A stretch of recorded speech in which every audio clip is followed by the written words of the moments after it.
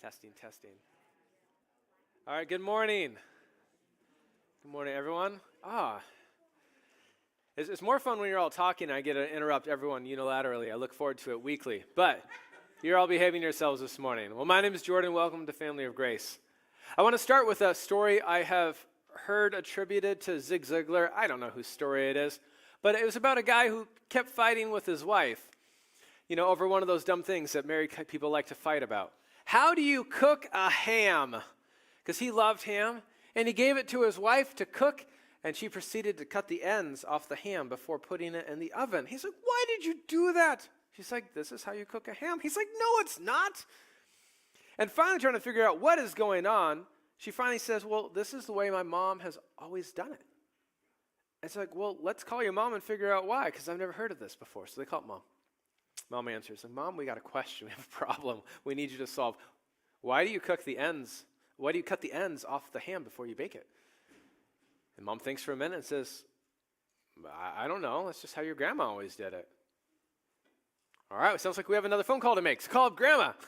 Grandma, we've been cutting the ends off our ham for years and years. Why? You taught us to. And Grandma listens and says, well, I don't know why you're doing it. My pan was too small. Sometimes we have traditions. And we forget why we do the things we do. And then our children ask us, and we don't have an explanation. And clicker is not yet engaged. Oh, there we go. All right. Yeah, the question of why matters. And this morning we are participating in an ancient tradition. Whether you were aware of it or not, we are going to be taking communion together. The Lord's Supper, Eucharist, all kind of talking about the same basic thing. It's a tradition that was handed on to us by Jesus the night before he went to his crucifixion. He breaks bread with his disciples and gives it to them and says, do this in remembrance of me. And for some of us, if we were honest, we do this without really thinking about why. And for some of us, we may be unaware that this tradition that Jesus passed on isn't something that he created out of nothing. Rather, what Jesus did was to give a remix to an old classic called Passover. And we're going to be in that passage this morning. But I want to also talk about, turn this off and back on. It's not the battery. At least according to the battery indicator, it's not the battery. I also want to talk about storytelling. The way that people shape stories tells you about what is important to them. So, when you're watching a movie, or reading a book, or anything that has been produced, it's good to ask the question, why? Why did the camera zoom in to that person's face right here? Why did the music just shift? Or when reading the Bible and realizing that for thousands of years people are having to write this out longhand, why is this detail included? It's all important. And this morning when we come to Passover, it is the highlight of this section of Scripture. And Trevor did a great job 2 weeks ago setting us up for it. The plagues that come on Egypt leading up to the 10th and final plague. Oh, and we're going to get to that in 2 weeks. Jordan will preach on that because last week we did a time of remembrance of what God has done in the past. And we voted on things like the budget and on new members.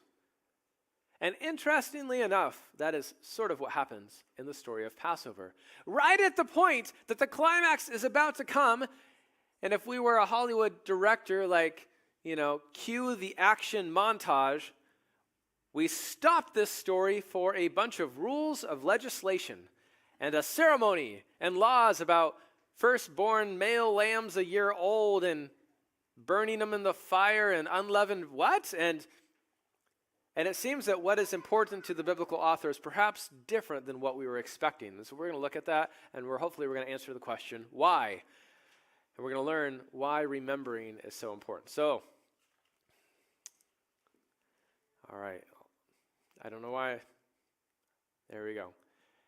And we're going to hopefully find our... Okay. So let's backtrack a little bit. We are going to arrive where we've been told we're going to arrive. This is back in Exodus chapter 4. Yahweh said to Moses, "When you return to Egypt, see that you perform before Pharaoh all the wonders that I've given you the power to do. But I will harden his heart so that he will not let the people go." And then you're going to say to Pharaoh, this is what Yahweh says, "Israel is my firstborn son. And I told you, let my son go that he may worship me. But you refused to let him go, and so I will kill your firstborn son." This nation, they're my kids. And you have already enslaved them. You have already thrown a bunch of Israelite baby boys and committed them to the Nile River to drown. And I'm telling you, let my kid go. And if you don't, I will destroy your firstborn son. And of course, Pharaoh doesn't listen. And so God brings the plagues of Egypt. Now, there's 10 of them in total. And if you are a parent and you want to teach these to your kids, I'm going to give you a little memory game. It's going to stick in your brain and you will never be able to forget it again, because that's what happened to me. So you just sing the list of the plagues to the tune of London Bridge is Falling Down. And it goes like this: blood and frogs and gnats and flies, gnats and flies, gnats and flies, livestock boils, hail, locusts, darkness, death. There you go, that one's for free. Yeah, except for this isn't really a joking matter, but you'll remember it, so I'll take it. Yeah, we end with the firstborn.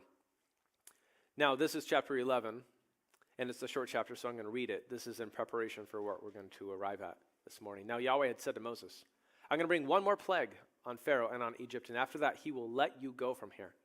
And when he does, he will drive you out completely. So tell the people that men and women alike are to ask their neighbors for articles of silver and gold."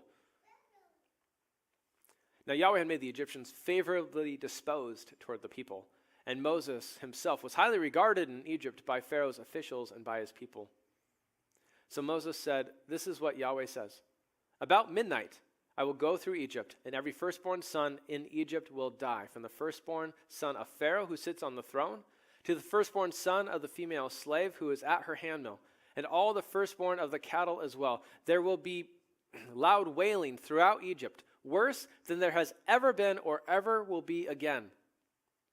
But among the Israelites, not a dog will bark at any person or animal. And then you will know that Yahweh makes a distinction between Egypt and Israel. And all these officials of yours, your servants, will come to me and bow down to me and say, 'Go, you and all the people who follow you. After that, I will leave.' Then Moses, hot with anger, he left Pharaoh. And Yahweh had said to Moses, 'Pharaoh is going to refuse to listen to you, so that my wonders may be multiplied in Egypt.'"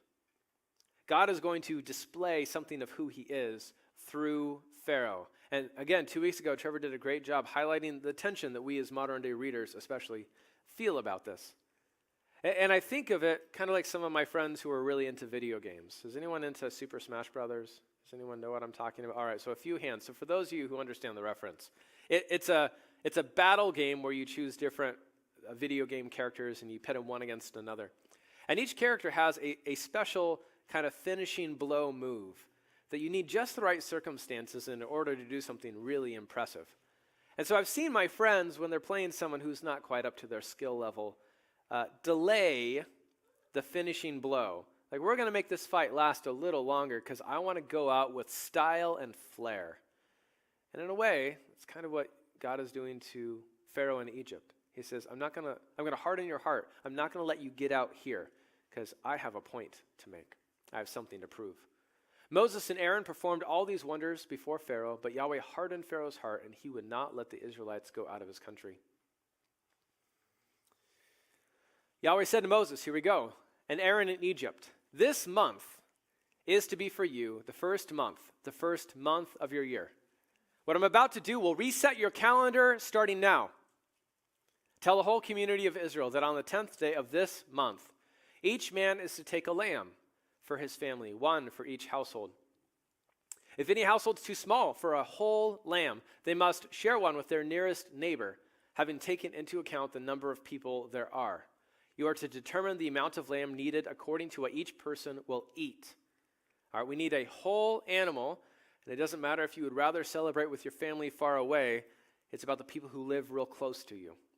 The animal you choose must be a year-old male without defect, literally blameless, and you may take them from the sheep or the goats. Take care of them until the 14th day of the month. There's a lot of speculation why. You choose them on the 10th, and for 4 days you have this animal around. And if you're a parent with young kids, after 4 days, this is a pet now. You keep him until the 14th day when all the members of the community of Israel must slaughter them at twilight, at sunset. And they're to take some of the blood and they're going to put it on the sides and the tops of their door frames, of the houses where they eat the lambs. And that same night, they are to eat the meal roasted over the fire, along with bitter herbs and bread made without yeast. We haven't been told why yet. Don't eat the meat raw or boiled in water, but roast it over a fire with the head, legs, and internal organs. Do not leave any of it until morning. If some's left until morning, you must burn it. This whole thing goes through fire or is eaten. It's all gone by morning. And this is how you are to eat it. With your cloak tucked into your belt, your sandals on your feet, and your staff in your hand, eat it in haste. It is Yahweh's Passover.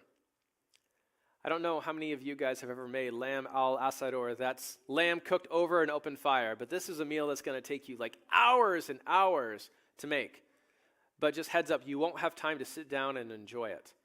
The equivalent of this is after spending hours making this meal, you're going to eat it with your shoes on, your jacket on, your keys in your wallet, and your cell phone charged in your pocket, and you are ready to leave, walk out the door at a moment's notice. You're going to eat it in haste. Because on that same night, I will pass through Egypt, and I will strike down every firstborn of both people and animals.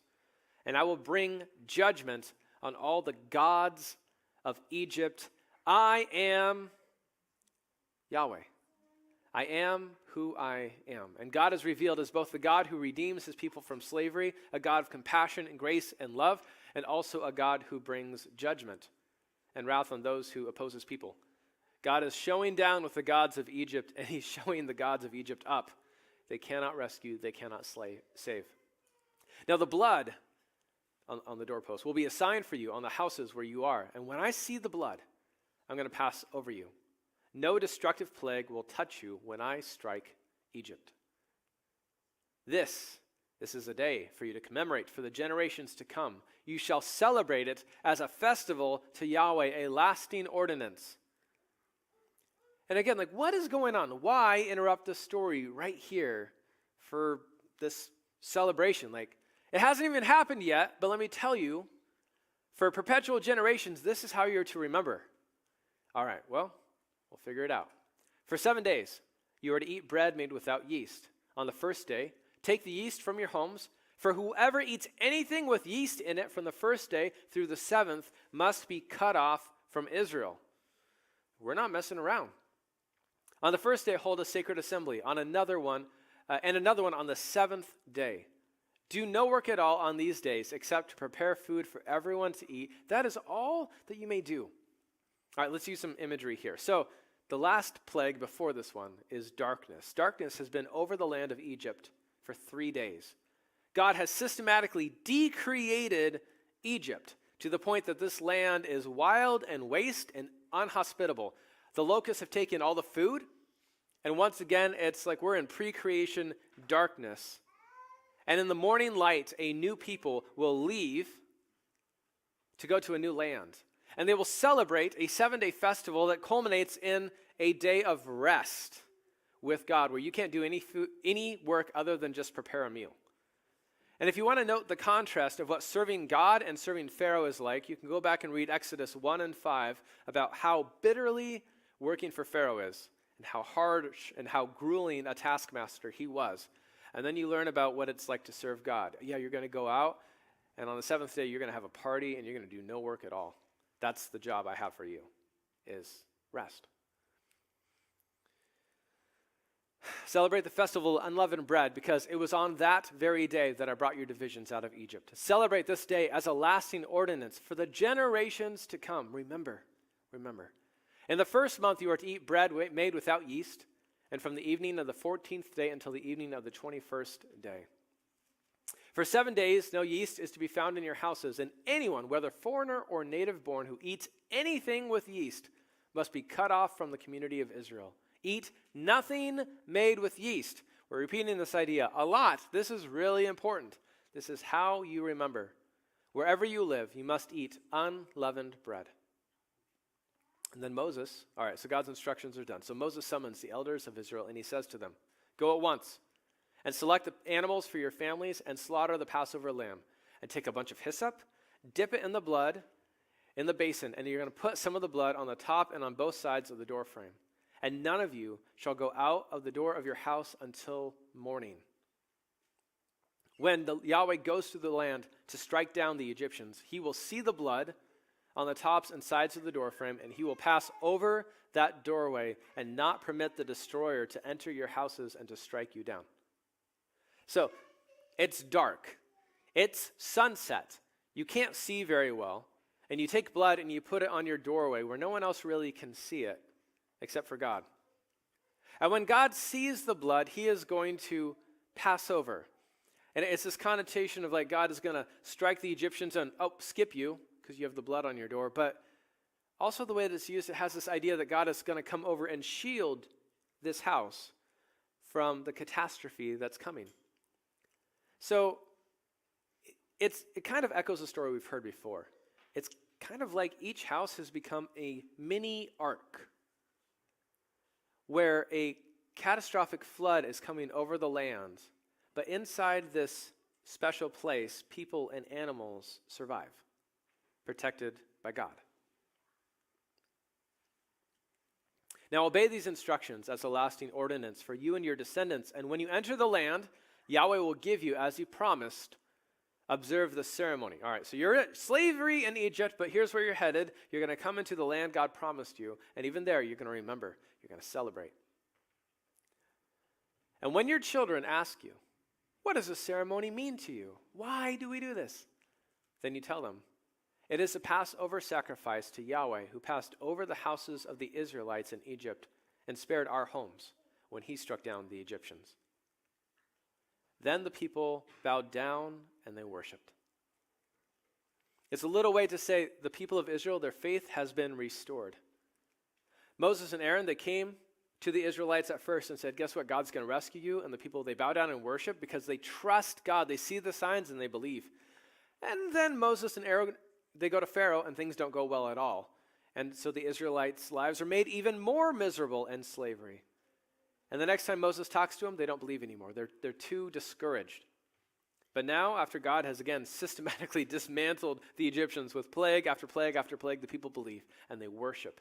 And the Israelites did just what Yahweh commanded Moses and Aaron. Just like in the past, Noah did all that God had commanded him. It's a very similar phrase. All right, here it is. At midnight, Yahweh struck down all the firstborn in Egypt.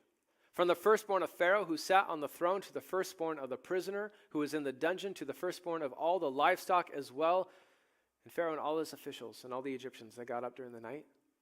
And there was loud wailing in Egypt. There was not a house without someone dead. And during the night, Pharaoh summoned Moses and Aaron and he said, get up, leave my people. You and the Israelites, go! Worship Yahweh as you have requested. Take your flocks and herds as you have said and go.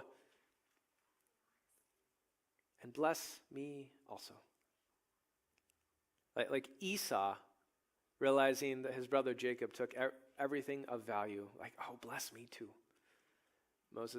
Pharaoh's cry is for a blessing. Is there anything left to me? And there won't be. And of course the Egyptians, they urged the people to hurry and leave the country. Otherwise they said, we will all die. And they mean it. And so the people, they took their dough before the yeast was added. And they carried it on their shoulders in kneading troughs wrapped in clothing. The Israelites did as Moses instructed. They'd asked the Egyptians for articles of silver and gold and for clothing. And Yahweh made the Egyptians favorably disposed towards the people. And they gave them what they asked for. So they plundered the Egyptians. And Israel journeyed from Ramses to Succoth. There were about 600,000 men on foot, besides women and children, and many other people went up with them, and also large droves of livestock, both flocks and herds. And again, an attentive reader might say, wait a second, does this sound familiar to you? These people are given grace. It's like we've heard this story before. In the book of Genesis, there's 3 people who are said to have found favor or found grace in the eyes of God. Each one of them is spared from a catastrophe. Enoch walked with God and was no more. God took him, so Enoch does not experience death. Noah found favor in the eyes of God, and he and his family and the animals are spared from the cataclysmic flood that swept over the land. Lot found favor with God, and he and his daughters were spared from the judgment that rained down on Sodom and Gomorrah. The people of Israel found favor in the eyes of God and are spared from Passover and are led out of Egypt. Also, there's a story of Abraham. This is interesting. Genesis 12. Now, Abraham went down to the land of Egypt because of a famine, like the Israelites went to Egypt because of a famine. On his way, Abraham's talking to his wife Sarah and says, when we get there, would you say that you're my sister? Because if they find out you're married to me, they will kill me. The boys will die, and the girls will live. Much like Pharaoh tells the Hebrew midwives, the boys must die, the girls will live. And of course, Yahweh brings plagues on Pharaoh's household because of Abraham and his wife. Pharaoh summons Abram, says, here's your wife, take her and go. They sent him on his way with his wife and everything he had, and so Abraham went up with Egypt with his wife, everything he had, and Lot went with him. Sort of a mixed multitude, if you will. And Abraham had become very wealthy and livestock, silver and gold. Like what happened to Abraham foreshadowed the work that God was going to do on the people of Israel. And with the dough the Israelites brought from Egypt, they baked loaves of unleavened bread. The dough was without yeast because they had been driven out of Egypt and they didn't have time to prepare food for themselves. This is why you eat unleavened bread, to remember they were driven out so fast that French bread didn't have time to rise and it just became a thin cracker.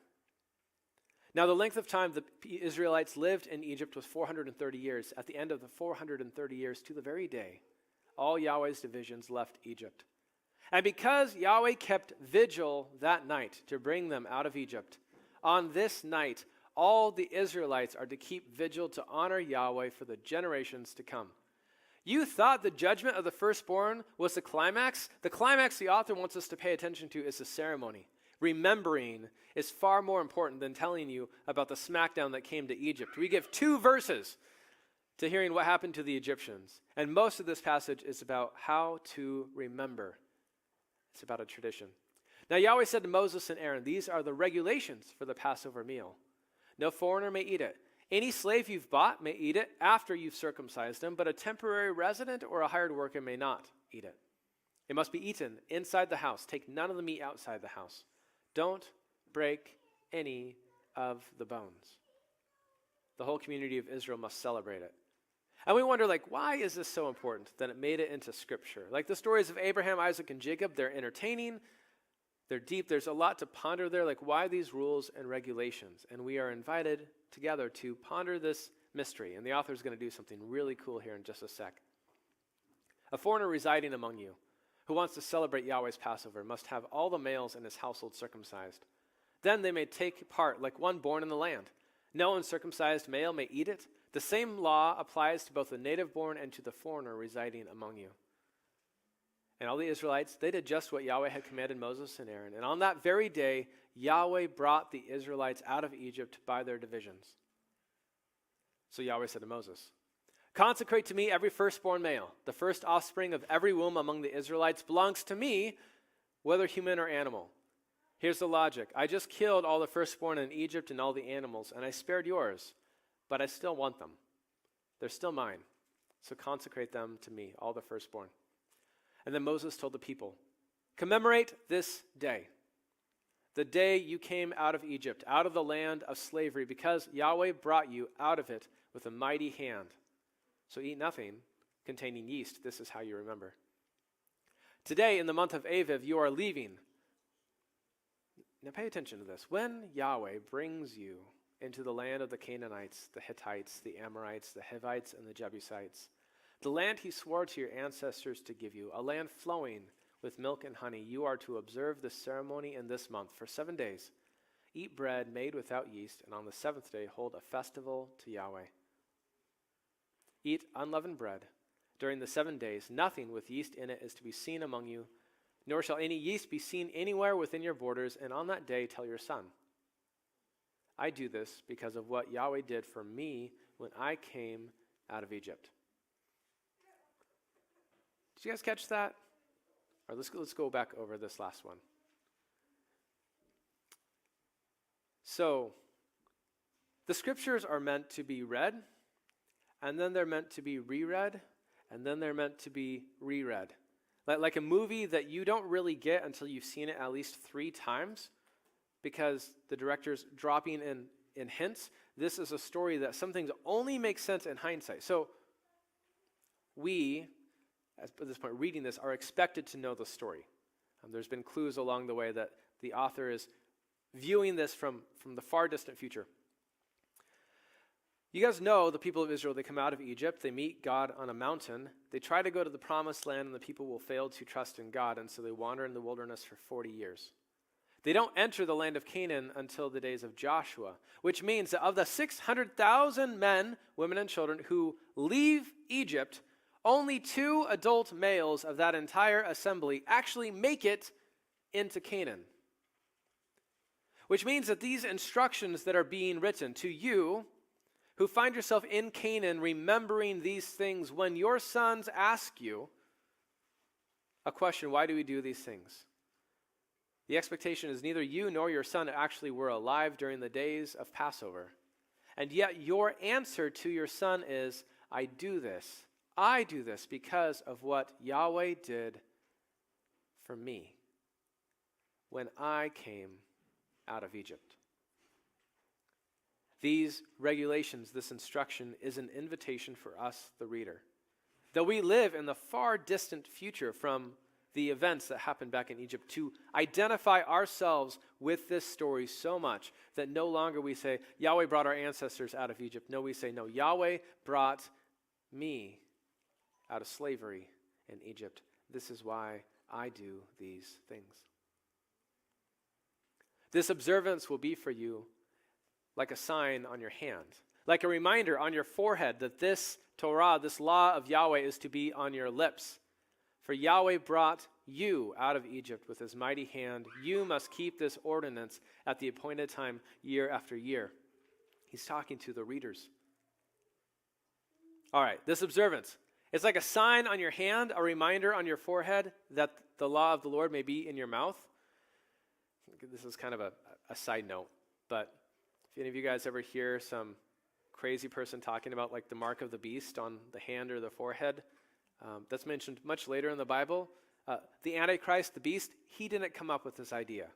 This is where it gets a start. The first person to put a mark on the forehead and on the hand is God. And what he's talking about isn't about like some weird serial number or the number 666. He's talking about commemorating a festival to remember that God brought you out of Egypt. That your actions and your thoughts and your speech are all designed to be a response to the salvation that God has brought. That God brought you out of Egypt. Now, the Jews, in a wonderful case of totally missing the point, literally did this, some of them, by binding scripture to their foreheads.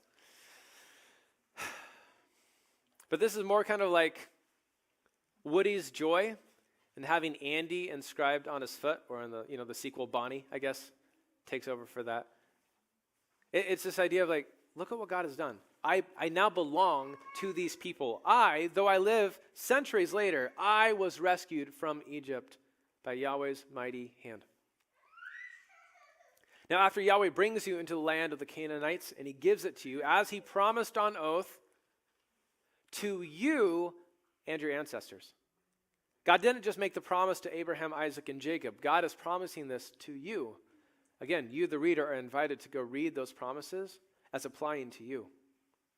God made this promise on oath. You are to give over to Yahweh the first offspring of every womb. This is how you remember. We have Passover, the Feast of Unleavened Bread, and the dedication of all the firstborn. All the firstborn males of livestock belong to Yahweh. Redeem with a lamb every firstborn donkey. And if you don't redeem it, break its neck. Redeem every firstborn among your sons. And in the days to come, when your sons ask you, what does this mean? Then you say to them, with a mighty hand, Yahweh brought us out of Egypt, out of the land of slavery. When Pharaoh stubbornly refused to let us go, Yahweh killed the firstborn of both people and animals in Egypt, and this is why I sacrifice to Yahweh the first male offspring of every womb, and redeem each of my firstborn sons. And it will be like a sign on your hand and a symbol on your forehead that Yahweh brought us out of Egypt with his mighty hand. And the Lord bless the reading of his word. I think the passage makes it really clear that God's people are to always remember, through action, through thought, through speech, that Yahweh brought Israel out of Egypt. He did this. We didn't accomplish this on our own. This is an event so significant we will always remember. We set our calendars by this. We celebrate this yearly. We do this all the time when we have a new firstborn male. It goes to God. These are the ways that we remember. Yahweh has saved us. Some other things that we see in the passage. Try to go rather quickly through these. One, future readers are being addressed. You are to think and act and talk differently. And here's the why. Because Yahweh brought you out of Egypt. It wasn't just your fathers, your ancestors. Yahweh brought you out of Egypt. We see God keeping his promises. He did exactly what he told Abram he would do. Genesis 15, know for certain, for 400 years your descendants will be strangers in a country not their own, and they will be enslaved and mistreated there.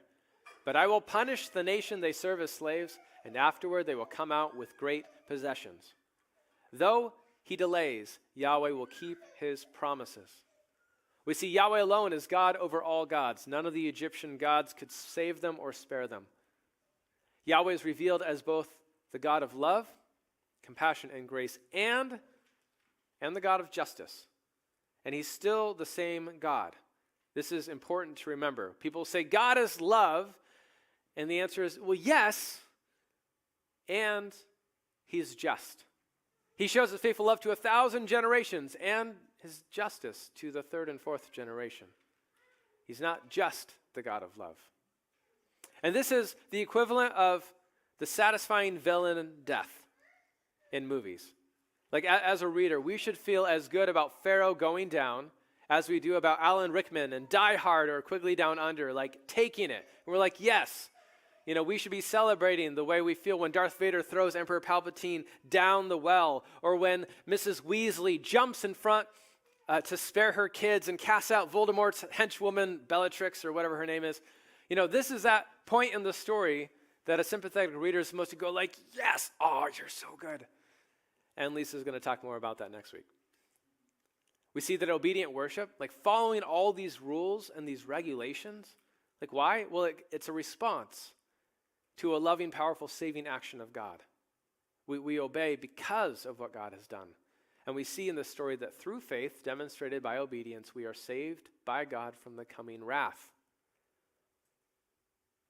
And that almost sounds familiar, Maybe we've seen that before. So, responding. I want to start by saying this. Why do we do differently? Why do we think differently? Why do we talk differently? And the answer, when our children ask us, is because Yahweh brought us out of Egypt. Like this is our identity as the people of God. Those who have been saved.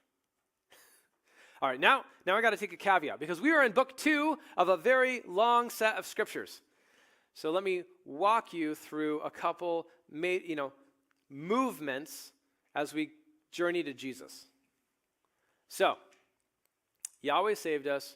That's going to change the way we think, speak, act, and we tell others why. But here's what's going on. So if you know the story of the Bible, the people of Israel they're brought into the land. God kept his promise, and then they are kicked out of the land because God keeps his promises.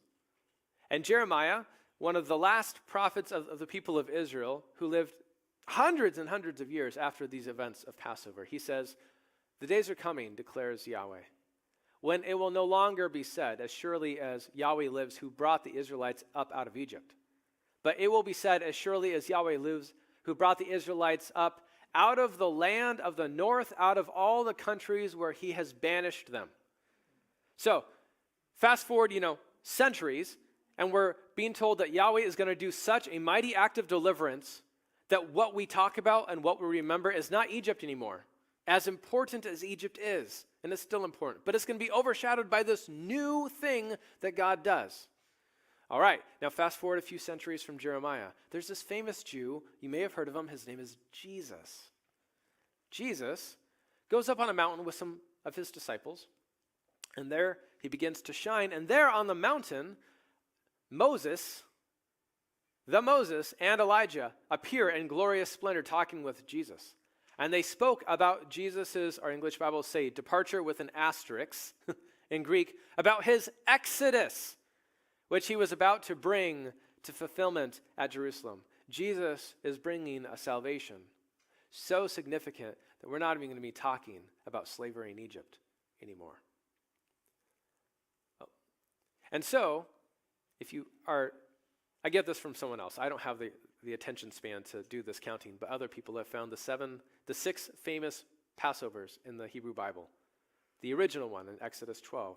The Israelites in the wilderness, Joshua in the land of Canaan, then Hezekiah's reformation, Josiah's reform, and the returned exiles. There's 6 of them, and we, as attentive Bible readers, know that there's one that's missing. If you want to be complete, there should be one more Passover that's recorded in Scripture. And lo and behold, here come the New Testament authors talking about Jesus and his disciples is the 7th Passover. Jesus saves us. We're going to talk about that in a little bit. So here's the thing. Instead of saying Yahweh saved us from Egypt, we say Jesus saves us from death and sin and destruction. Because coming out of Egypt, that's an important point in the story. But remember how the story started? Humanity was supposed to live forever, and we don't anymore. The ground was supposed to flourish and produce abundantly, and it doesn't anymore, and it's all because we have sinned and fallen short of the glory of God. How do we get back? We are still waiting for a snake crusher. The Exodus doesn't solve everything. Jesus solves everything. And so, when our kids ask us, why do you do this thing? Why do we show up to Family of Grace to worship on Sunday mornings? Why do we take communion? We say, I do this because of what Jesus has done for me. When our coworkers ask us why we don't flirt around the office like other people do, why we don't, just take a little off the side to pat our pockets with us, we say, well, I do this because of what Jesus has done for me. Why do you celebrate Christmas and Easter yearly as a cycle? Why do you gather weekly to worship God? We do these things because Jesus died for us. We do this out of remembrance. Passover shows us ways of remembering. It's so important. It creates an identity as a people. And we don't celebrate Passover, not like the Jews continue to do today, because a new Exodus has come. So I know there's several steps along the way. And if you have more questions, let's talk at potluck. Join us for the meal. So here's something you can do. Grab a pen and write on your hand. I know, I'm telling you to write on your hand in ink. Write Jesus. Or if you're next to, someone you like, you can write on their forehead, Jesus. Either one. If you have a pen, do it. And then every time you notice that, why did I write on my hand? You're like, oh, that's right, because Jesus died to save me. And it's a silly way to kind of poke fun at the whole idea of signs on your hands and symbols on your forehead, that the instruction of Yahweh may be in your mouth. But really, a reminder, everything we do is done because of what Jesus has done for us. Or I should say, everything we should do should be done because of what Jesus has done for us. It should change the way we act. It should change the way we speak. It should change the thoughts in our brain. And my hope for us this morning is that when we go home or when we encounter kids or someone else who's like, what is going on? Why do you do this? We don't look at them in quizzical form going, well, I cut the ends off the ham because that's just how my mother taught me. And Grandma, why do you do that? I don't know why you do it. My pan was too small. I hope it's not that. I hope we can say, no, I do these things. I speak this way, I act this way, I talk this way, I remember this way because of what Jesus has done for us. So we're going to take communion today. And in Reconcilio, I'll have you guys come up in just a second to help. But I have a book here called Echoes of Exodus, and I just want to read you a little section of it, talking about the First Supper. Meals, they can transcend time, taste. And taste and particularly smell can evoke intense memories and take us immediately back to the last time we experienced the same flavor or that same aroma. And ritual meals celebrated the same way with the same food, drink, and format every year can connect the decades together in a way that nothing else does. So, an American meal, American family celebrating Thanksgiving in 2017 and is closer in many ways to Thanksgiving 1917 than it is to the previous Tuesday. And God knows this. He created us this way. And so on the night that he rescued his people from Egypt, forming the identity of a nation that would last for 30 centuries and counting, he did it through a meal. According to Exodus 12 through 13, in fact, he spent a significant portion of that crucial day telling the people of Israel not just what to do, but how to memorialize it, what to eat, when to eat it, what to say to your children asking about it. The story of Passover, for all its drama, is told in a curiously liturgical way. From its inception, its music was intended to be performed and heard for thousands of years, and it has been. I mean, even today, the Passover Seder is celebrated all over the world with the same story being told, the same unleavened bread and bitter herbs being eaten, the same cup and wine in the center of the table, the same songs being sung at each table. The constant, consistent repetition of this musical meal, despite exile and dispersion, pogrom and Holocaust, is at the heart of Judaism. And that makes it all the more remarkable that on a Thursday evening in Jerusalem, 40 years before the destruction of the Second Temple, the most famous Jew of all summons the orchestra, brings the music to a crescendo, and then rearranges the melody? Take this, Jesus says, tearing the unleavened bread into pieces and passing it around the table. This is my body, which is given for you. Do this in remembrance of me. I mean, this alone is astonishing. Jesus is specifically identifying the unleavened bread as representing his body, which goes beyond the purity and the unleavenedness of Israel. He's telling his Jewish followers to celebrate the Passover in memory of him. Not just their liberation from slavery in Egypt. And after they've eaten, he does one better. He takes the wine cup and he says, "Drink of it, all of you. This is my blood of the covenant, which is poured out for many for the forgiveness of sins. I tell you, I will not drink again of this fruit of the vine until that day when I drink it new with you in my Father's kingdom." This is not just a new understanding of Passover. It is a new covenant altogether. The kingdom of the Father is nearly here. Jesus' blood is going to move Israel's history from one phase to another. Sins are going to be forgiven and remembered no more. As the prophet Jeremiah said, the great deliverance is coming. And so by saying these things in the context of a Passover meal, by giving the events of the next 24 hours a memorialized liturgical shape, just as the Lord had done through Moses, Jesus is doing more than creating an analogy. He is not just saying that his death for them is a bit like the death of the Passover lamb for Israel, or that their liberation from sin is a bit like their liberation from Egypt. And taking these familiar symbols and investing them with new content, combining continuity and discontinuity, he is accenting the story of Passover in a different way and adding meaning to it that nobody had previously seen. It is not just that the Last Supper evokes the Passover in hindsight. It is that the Passover evokes the Last Supper in advance. Jesus' broken body and spilled blood in some mysterious way is bound up with the fact that Israel ate unleavened bread and drank wine in the first place. The delivery from slavery to Pharaoh was always going to be fulfilled in a deliverance from slavery to sin. The Mosaic covenant builds towards the new covenant. Passover culminates in Eucharist. And within this Passover-shaped framework with its rich array of images, the meaning of Christ's death comes into sharp focus. Passover is, if you like, the crucial clue that helps us decipher a much larger puzzle. Jesus is a firstborn son who dies in the climactic divine judgment under a darkened sky, opening up the doors of God's house. Jesus is the Passover lamb whose bones are preserved from being broken, whose blood proclaims freedom rather than condemnation. Jesus is the angel of the Lord who goes before us, forging a path through the deep so that we might pass through on dry land. Jesus is the one who outwits and overcomes the great dragon in an almighty showdown, drowning death in death at the very point when our enemy presumes he has triumphed. Jesus is a shepherd like Moses, who is struck but leads his people out. Jesus is the one who establishes a new covenant in his blood, sealed in a covenant meal that alludes to the covenant meal of Sinai, and he invites everyone to join him. Jesus is the pure, unleavened bread of life, the Lord of the wine, which symbolizes new creation, the one who eats the herbs of bitterness with us, and the one who explains to his descendants what all these symbols mean.